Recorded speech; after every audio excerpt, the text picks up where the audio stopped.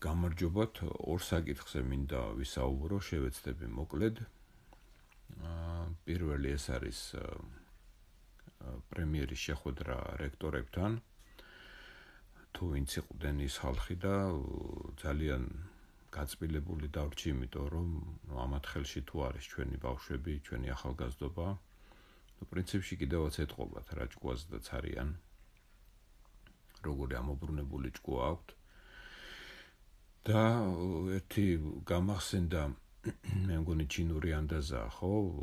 თუ გინდა ქვეყანა დაიპყრო, ახალგაზრდობა თაობა გაუზარდეო მასო. თუ რაღაც ეგეთი აზრია რა, ანუ თაობა უნდა გაზარდო შენ ჭკუაზე, რომ ქვეყანა დაანგრიო და გააუბედურო. ნუ რაც გააკეთეს ახლა ეს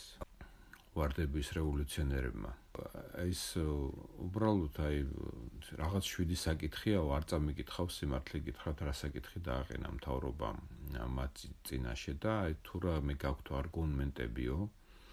მე მგონი ამათ ეს 7 საკითხიც კი არ წაუკითხავთ, თორე როგორ შეიძლება რაღაც წუნი ვერ ნახო, რომელიმე კანონში, ნუ არ ვიცი ახლა თუ განათლებული ადამიანი ხარ და ჩახედული ხარ საქმეში, ნუ არ არსებობს ერთმა ადამიანმა დაწეროს კანონი სრულყოფილად. ან რაღაც რეფორმა დაწეროს სრულყოფილად. ესეთი რამის მე არ მჯერა. ან შენ არ ყოფნის იმის ტვინი, რომ იმას უნახო ხარვეზე, ხო? სხვა არ არსებობს სრულყოფილად. ეხლა რა კანონებიც მოქმედებს, მე მგონი არც ერთი არ არის სრულყოფილი. ნებისმიერ განათლებული ადამიანი ხარვეს ნახავს ალბათ კანონების, ალბათ, ავიცი, ნახევარზე მეტში მართლა ნახავს, 50%-ზე მეტში ხარვეზებს ნახავს განათლებული ადამიანი, ხო? თუ მეტი არა, რასაკვირველია და მე კიდე მგონია, რომ ციფრი იქნება 70%-იც. კანონების და მით უმეტეს რეფორმა ხო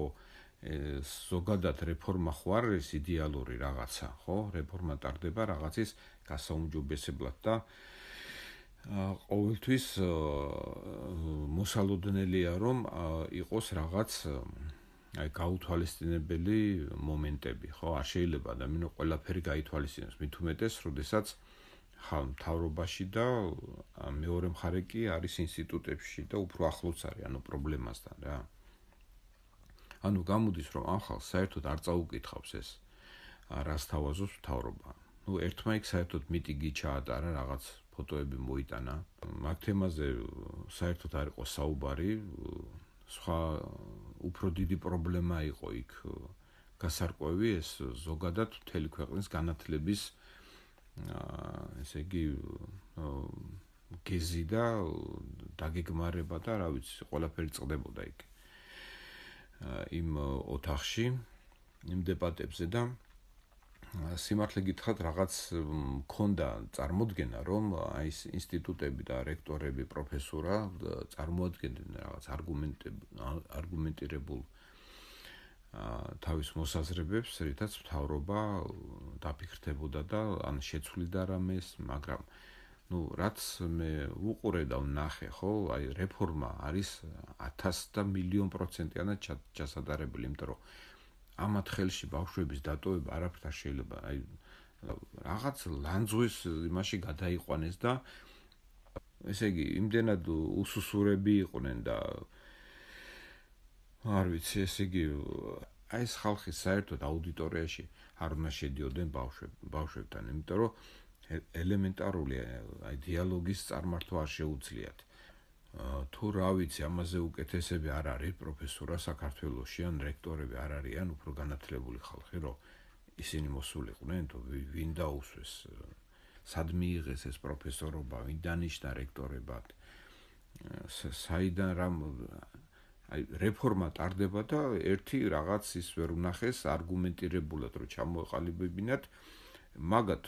უნდა ქონოდათ ეს ყველაფერი ჩამოწერილი ქაღალდზე, თუ თვითონ არ შეეძლოთ, ერთად უნდა შეკრებილიყვნენ. ხო იცოდნენ, რომ ერთი დღით ადრე მაინც ხო იცოდნენ, რომ საღამოს მიდიოდნენ, მეორე დღით საღამოს მიდიოდნენ სადღაც გადაცემაში, ხო? ისე ხო არ არის, რომ დაურეკეს 5 წუთში და მოდით ახლა 5 წუთში შევხვდებით პრემიერს, ხო? უნდა დამსხდარიყვნენ ერთად ეს 7 რაღაც დებულება იყო თუ კანონი თუ რაც არის არ ვიცი ახლა რეფორმის გეზი უნდა წაეკითხათ ემსჯელათ მაგასე და თავისი რაღაც დასკვნები დაედოთ რომ აი პირველში ეს არ ვარგა მეორეში ეს არ ვარგა მესამეში ეს არ ვარგა და ასე შემდეგ ძალიან უსუსურად გამოიყურებოდნენ რა მე არ ვიცი ამათ ხელში არ შეიძლება განათლების დატოვება და არც ერთი ინსტიტუტის ხელმძღვანელი ღირსი არ არიან ისინი არც ერთი აბსოლუტურად და აქედან გამომდინარე რადგანაც ახლა ესენი მოვიდნენ ანუ ესენი არიან საუკეთესოები პრემიერთან სასაუბროთ რომ მოვიდნენ ესე იგი იქ უფრო უარესი მდგომარეობაა ხო დანარჩენად ანუ აი ვის ხელშია ჩვენი განათლება ხო რა საშინელება და იმიტომ არის რომ აი ძალიან კარგი შედარება გააკეთა ფეხბურთზე რომ ვერაფერს ვერ ვიგებთ და აქ კიდე 1500 გუნდია და რაღაც რაოდენობა კი არა ხარისხი არის გასაზრდელი ხო ხარისხობრივად უნდა ხარისხიანი პროფესორა უნდა ყავდეს იმ 4-ის მაგივრად ერთი ნორმალური ოპონენტი ყოფილიყო მე მერჩივნა და თავისი ესეთი არგუმენტირებული რაღაც ისე დაედო დასკვნები რომ აი მთავრობას ეთქვა რომ ხო აი ეს ცოტა აი ეს გადასახედია ეს საკითხი და მოდით შევხვდეთ 2 დღეში ან რაღაც ან ერთ კვირაში შევხვდეთ და ან მოგბრძანდით თქვენ მთავრობაში ან პარლამენტში და იქ განვიხილოთ და მეორე თემა ეს მაია ნადირაშვილის ინტერვიუ იყო იაგო ხუჩიასთან და ისეთი რაღაც აი გაბწყინებული თვალებით საუბრობდა რაღაც მიხეილ სააკაშვილზე რაღაც აი პატარა ისინი რო არიან აი ფანატიკოსი შეყვარებული გოგოები ეს კადრები მახსენდება ეს ცნობილი როკ ჯგუფები იქნებიან თუ მსოფლიო ვარსკვლავები აიგივე მაიკლ ჯექსონის კონცერტებზე და რას ცივილ-კივილი რო ქონდათ აი ისეთი შთაბეჭდილება დატოვა ამ ქალბატონმა აბსოლუტურად დაბინდული რაღაც გონებით და ეს ადამიანი მართავდა საქართველოს და ნუ პრინციპში იმიტომ იყო კარგად საქმე ეს ადამიანი და რაღაცა ისეთი ბავშვური იმით ეს ომის მერე ერთი ტყვიაც კი არ მოყიდეს იქ ჩვენ ვიყავით იქ მაპზე რაღაც უნდა მოიცათ მერე რო არაფერი გამოვიდოდათ მერკელმა თქვა რომ აი პუტინს შევპირდი იქ ვიღაც ამერიკელმა სენატორმა თქვა რომ აი პუტინს შევპირდით ეხლა იარაღს არ მოგცემთ ბიჭო პუტინს რო შეპირდი და ესე რო იქნება და შენი გულისთვის მესამე მსოფლიო ომი არ დაიწყება და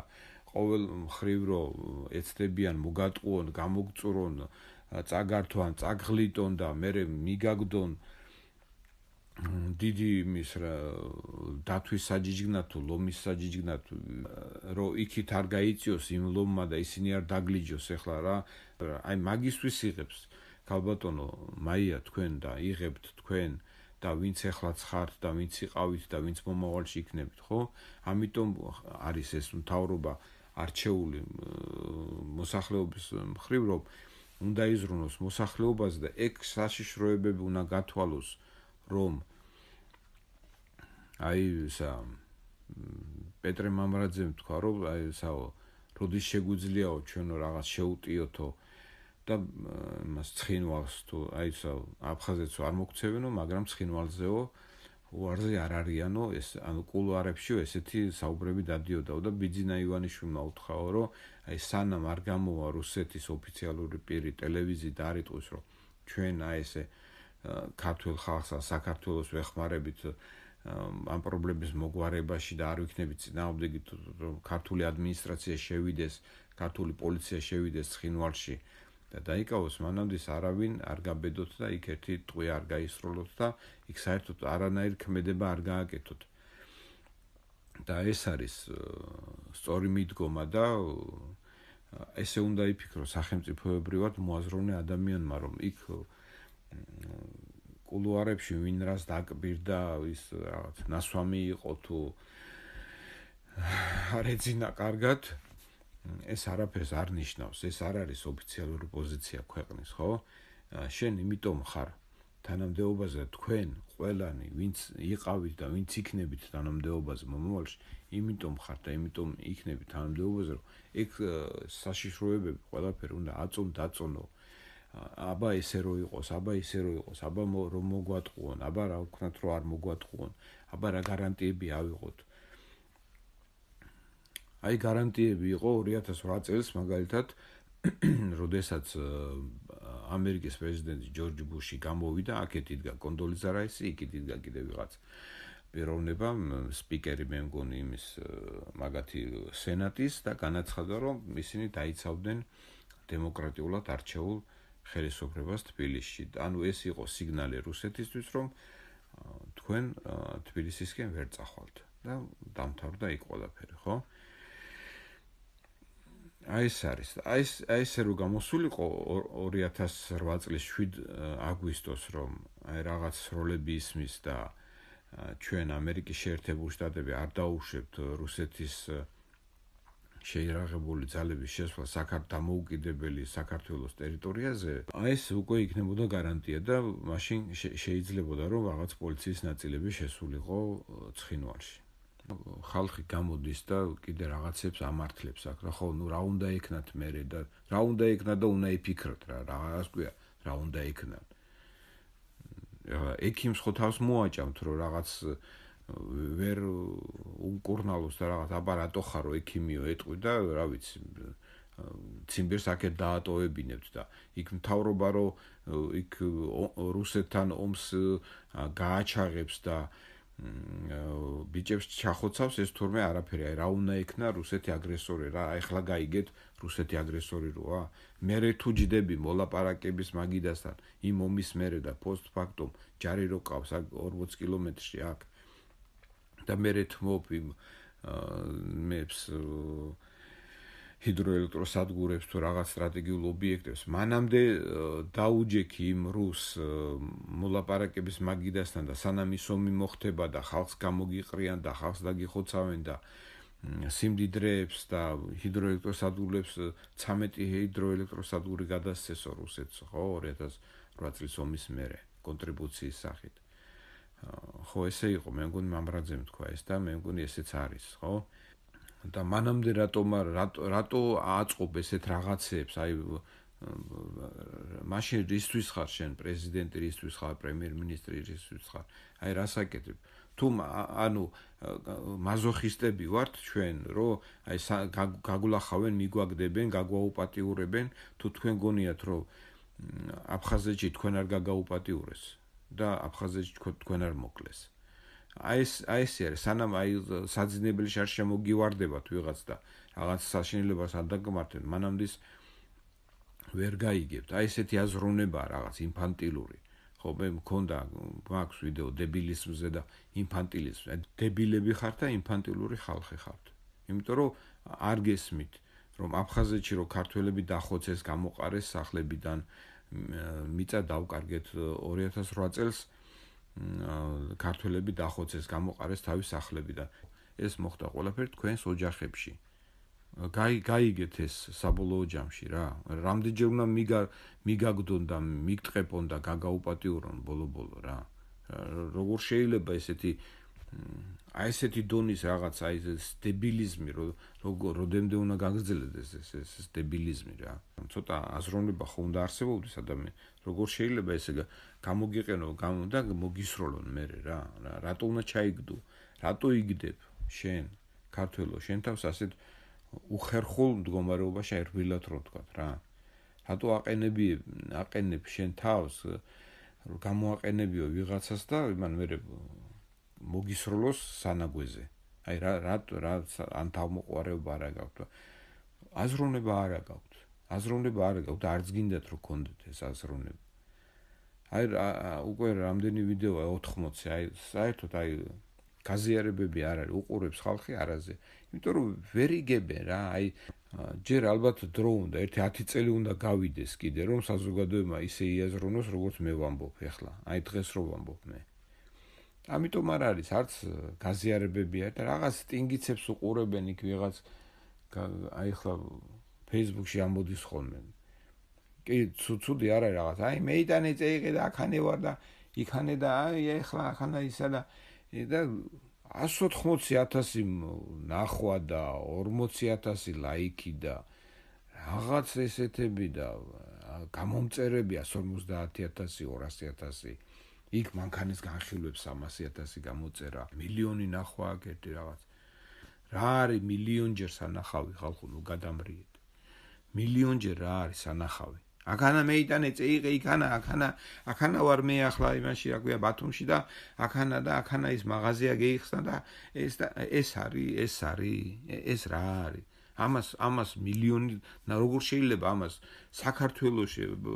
შვეიცარიაში ხო არ ცხოვრობთ. იმიტომ არ ცხოვრობთ შვეიცარიაში რომ აი ესეთ რაღაცებს უყურებთ მილიონჯერ. იმიტომ არა გაქვთ თქვენ შვეიცარია თქვენ გონიათ საქართველოს შვეიცარიაზე ნაკლები ქვეყანაა რამით? შვეიცარიაზე მეტი ქვეყანა, უფრო მდიდარები ვართ ჩვენ. შვეიცარიაზე უფრო მდიდრები ვართ. შვეიცარიაზე უფრო კარგი გეოპოლიტიკური ადგილი გვაქვს და შვეიცარიაზე უფრო მაგრები ვართ ყველანაირად. აზროვნება არ აქვს. დებილები ვართ რა უბრალოდ. და სიდებილეს უყურებთ. მილიონი ნახვა აქვს, ხო? კვერცხი გაძვირდა ისე აქანა ქათამი უკვე ის არის და ეს არის და ის არის და ის რა უბედურობა რა ეს მილიონი ნახვა რა თუნდა კაი ხო მაშასე გამოვიტანოთ დასკვნები ამ ორი საკითხისგან პირველი პრემიერის შეხვედრა რექტორებთან მე დავრწმუნდით რომ რეფორმა არის ჩასატარებელი და აუცილებლად იმიტომ რომ ამ ხალხმა დიალოგი ვერ გამართა არათუ რამე წარმოადგინეს თავისი მოსაზრებები და თავის ხედვები ელემენტარულად დიალოგიც კი ვერ გამართეს ხო და რა უნდა ასწავლონ ამათ ბავშვებს მე წარმოდგენა არ მაქვს ეს დასკვნა პირველ საკითხზე მეორე საკითხზე მაიანა დიძრაძესთან დაკავშირებით ესეთი ახტაცებით საუბარით და თან პრეზიდენტზე მით უმეტეს მაშინ პრეზიდენტი იყო ცალკე ინსტიტუტი და ცალკე ირჩეოდა ხო ცალკე კენჭისყრით ეხლა პარლამენტი ირჩევს და ასე ვთქვათ პრეზიდენტი უფრო პარლამენტის გაგრძელებაა და შეიძლება იყოს პარლამენტარი რაღაც პრეზიდენტით აღფრთოვანებული თუ მისი მომხრე მაგრამ იმ წყობაში რომელსაც ჩვენ ვიყავით პრეზიდენტის სულ ცალკე ინსტიტუტი იყო და პირიქით პარლამენტი უნდა ყოფილიყო პრეზიდენტის მაკონტროლებელი და პრეზიდენტი პარლამენტის მაკონტროლებელი არ ვიცი თუ სწორად ჩამოვაყალიბე მაგრამ ეს ორი ინსტიტუტი არ უნდა იყოს რაღაც ერთი და ერთმანეთს თვალებს უჟუჟუნებენ ეგეთი არა პირიქით კრიტიკულად განწყობილი უნდა იყვნენ ერთმანეთის მიმართ თუ საუბარი არის რაღაც ქვეყნის შენებაზე და ობიექტურობაზე და ასე შემდეგ იმიტომ არის იყო ის სხვადასხვა არჩევითი თანამდებობები რომ მათ ქონდოდათ თავისი ავტონომია ანუ თავისი ელექტორატი ქონდოდათ მათ ნებისმიერ არჩეულ თანამდებობას ყავს თავისი ხალხი ვინც მაგას ხმას აძლევს და ისინი პასუხისმგებლები არიან თავისი ამომრჩევლობის წინაშე ხომ ესეა რა ეგ ერთი საკითხი მაგ ინტერვიუდან და მეორე როდესაც საუბარი იყო რომ აი ეს ყველაფერში მზად ვიყავით ყველაფერში მაგრები ვიყავით მაგრამ არ მოგვცეს ეს მაპი იმიტომ რომ თურმე პუტინს შეპირდნენ რომ მაპს არ მისცემდნენ აი ეს იმიტომ ხართ თქვენ მან თანამდებობებზე რომ თუნა განსაზღვროთ რომ დასავლეთი საქართველოს გულისთვის რუსეთს არ დაუპირისპირდება ანუ მარტივად რომ თქვა და ძალიან გასაგებად და იგივე იმ გამოთქმიდან რომ თუ არ ხარ მაგიდასთან ხარ მენიუში იმ ხალხს ვინც არის მაგიდასთან იმ ქვეყნებს ვინც არის მაგიდასთან ურჩევნიათ რომ საცივისთვის ერთმანეთს რაკეტები არ ესრულონ არამედ რაღაც გაინაწილონ და თვითონაჭერი ყველას შეხვდეს ხო ასევე ის ტექსტიდან რომ ვერაფერი კრიტიკული ვერ ნახეს იმ რეფორმებში რაც წარდგენილია ხო განათლების სფეროში აი ნებისმიერ ტექსტიდან რა ვიცი აი ნაცარქექიას ზღაპარი რომ მიუტანო და წიქარა იმ ტექსტში ვნახავ უამრავ საკრიტიკოს და უამრავ რაღაც ისეთ დასკვნებს დავდებ რომ საერთოდ აკრძალავენ ნაცარქექიას ბიჭდას საქართველოში და ამიტომ ამ ხალხის ხელში ჩვენი ახალგაზრდობა ძალიან ცუდოა. და ისეთი პარლამენტარები, როგორც იყო იგივე ის მაია ნადირაძე, დღესაც რო ახთოვანებულია მიხეილ სააკაშვილით. ჯერ მაშინ არ უნდა ყოფილიყო ახთოვანებული მიხეილ სააკაშვილით, იმიტომ რომ ეს პირდაპირ მისი მოვალეობა იყო როგორც პარლამენტარით, რომ ყველაფერს კრიტიკული თვალით და მთლიანად მთავრობას და აღმასრულებელ ხელისუფლებას კრიტიკული თვალით უნდა უცქიროს ნებისმიერ დეპუტატმა ნებისმიერ დროს. და მით უმეტეს ახლა, როდესაც ძალიან ბევრი უმსგავსობა გამომჟღავნდა, რაც ჩაიდინეს მათ, მით უმეტეს ახლა არ უნდა იყოს ახტაცებული. და იმისთვის უხდიან მათ ფულს, რომ ეს ყველაფერი საშიშროებები მათ წინასწარ გათვალონ. გამოიწერეთ არხი, გააზიარეთ არხი, დააფინანსეთ, გააკეთეთ დონაცია და გვპირდებით, რომ თქვენი აზროვნება უფრო საინტერესო გახდება. დიდი მადლობა.